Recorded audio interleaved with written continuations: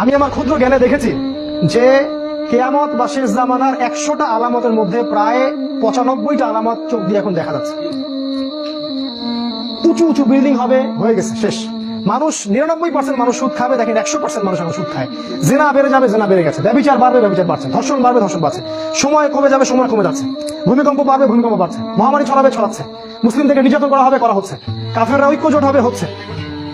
রক্তপাত ঘটবে, হচ্ছে। মানুষ হত্যা করবে, জানবে না কেন হত্যা করছে। মরবে কেন, জানবে না কেন মরলাম। এগুলো হচ্ছে। এমন কোন আলামত নাই, এমন কোন আলামত নাই। মেয়েদের বেহায়াপনা বাড়বে, বাড়ছে। ফ্যামিলিস্ট রেভলিউশন বাড়বে, বাড়ছে। ইসরায়েল শক্তিশালী হবে, হয়ে গেছে।